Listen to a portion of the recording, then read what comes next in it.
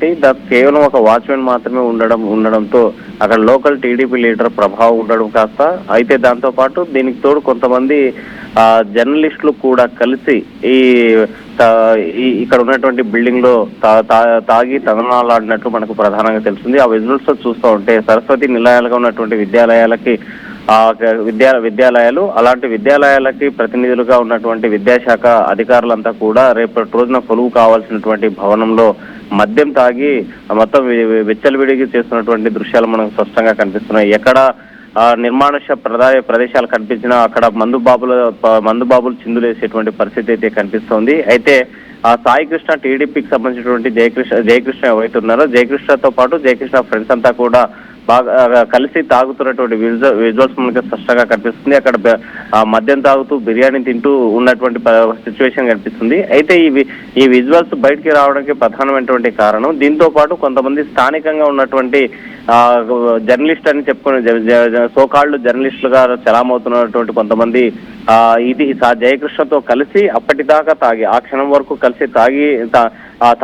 తాగి బయటికి వెళ్ళిన తర్వాత వేరే మరో జర్నలిస్టుతో వచ్చి ఆ విజువల్స్ తీసి బయటకు తీసినట్లు మనకు ప్రధానంగా తెలుస్తుంది. అయితే ఈ తతంగమంతా చిత్రీకరించిన తర్వాత పూర్తి స్థాయిలో జయకృష్ణను మభ్యపెట్టడం, బ్లాక్మెయిల్ చేయడం, డబ్బులు కూడా డిమాండ్ చేసినట్టు మనకు ప్రధానంగా తెలుస్తుంది. సుమారు 50,000 రూపాయలు ఇస్తే తప్ప మీ విజువల్స్ బయట పెట్టం, లేదంటే బయట పెడతామని చెప్పేసి బ్లాక్మెయిల్ చేసినట్లు కూడా మనకు ప్రధానంగా తెలుస్తుంది. ఏదేమైనా ఒక బాధ్యత కలిగినటువంటి జర్నలిస్ట్ అయినా లేకపోతే సోకాళ్ళుగా జర్నలిస్టుగా చలామణి అవుతున్నటువంటి వాళ్ళు జర్నలిజం ఫీల్డ్కే పూర్తిగా ఈ జర్నలిజం వ్యవస్థకే మచ్చలాగా మారినటువంటి ఈ సోకాళ్ళు జర్నలిస్టుల యొక్క వ్యవహారం వల్ల ఈ బిల్డింగ్ లో జరిగేటువంటి తతంగం బయటకు వచ్చింది. అయితే ఈ జయకృష్ణ రాత్రి ఏదో వాళ్ళకి కావాల్సినటువంటి ముడుపు 50,000 రూపాయలు ఇచ్చింటే మాత్రం ఈ విజువల్స్ కూడా బయటకు వచ్చేవి కాదు. కానీ ఈ ఘటనలో సంబంధించి మొత్తం స్థానికంగా ఉన్నటువంటి వారంతా కూడా పెద్ద ఎత్తున విమర్శలు చేస్తున్నాయి. విద్యార్థి సంఘాలు కూడా దీన్ని అపోజ్ చేస్తా ఉన్నాయి.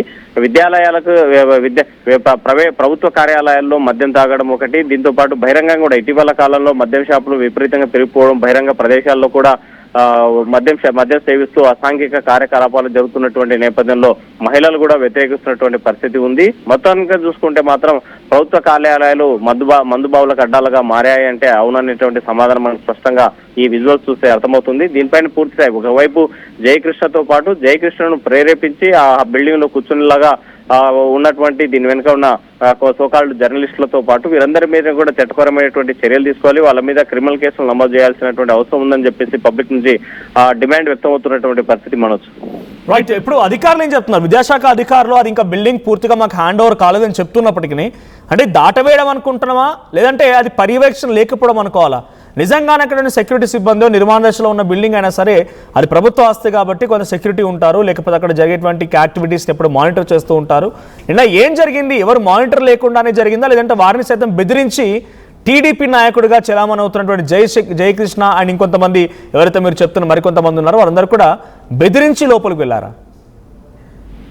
మనోజ్ ఇక్కడ లోకల్ గా ఉన్నటువంటి నాయకుడు కాబట్టి అక్కడ బిల్డింగ్ నిర్మాణంలో ఉంది, పూర్తి స్థాయిగా పూర్తి అయినప్పటికీ కొంత ఈ ప్రభుత్వ విద్యాశాఖకి అప్పగించిన పరిస్థితి ఉన్నటువంటి నేపథ్యంలో కేవలం ఒక వాచ్మెన్ మాత్రమే ఉంటాడు.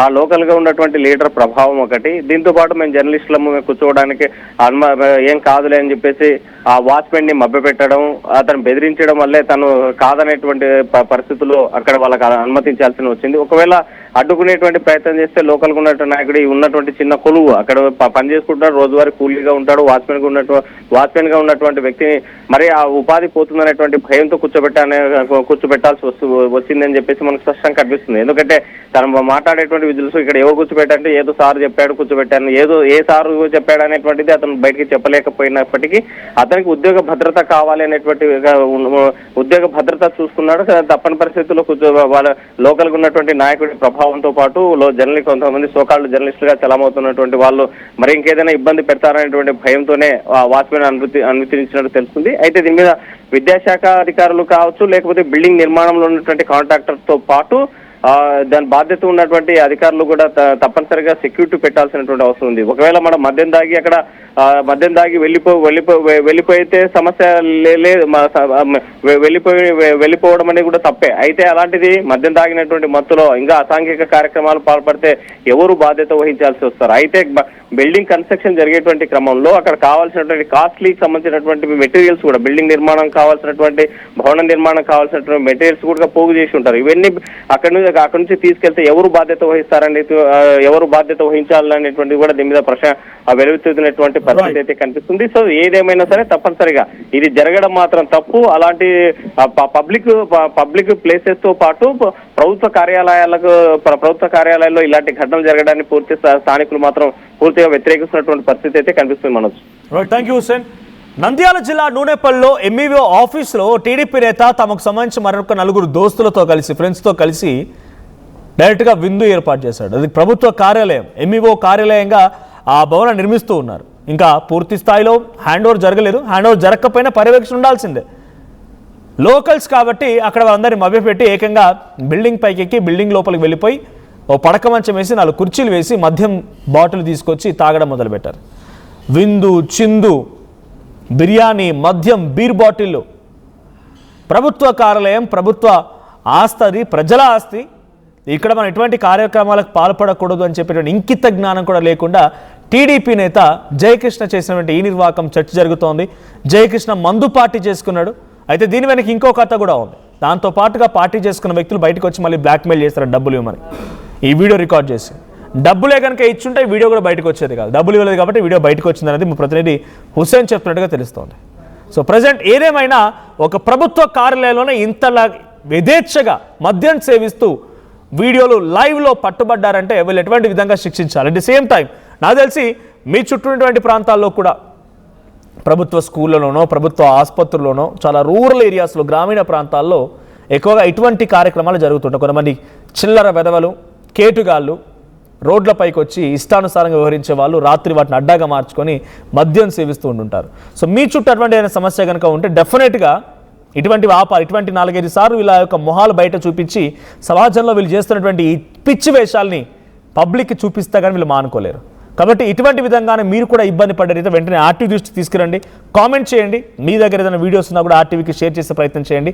సో ఇటువంటివి కొంత ఆపాల్సిందే. విద్యార్థులు ఆ భవనాల్లో విద్యను అభ్యసించడానికి తప్ప ఇలాంటి విందులు చేసుకోవడానికి కాదు.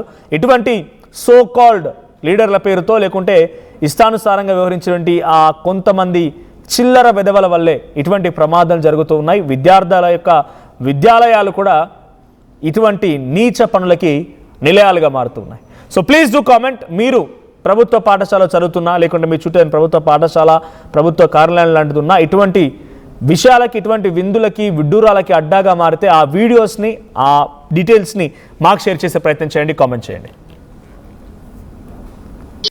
ఎవరు చెప్పినారు కూర్చోబెట్టమంట?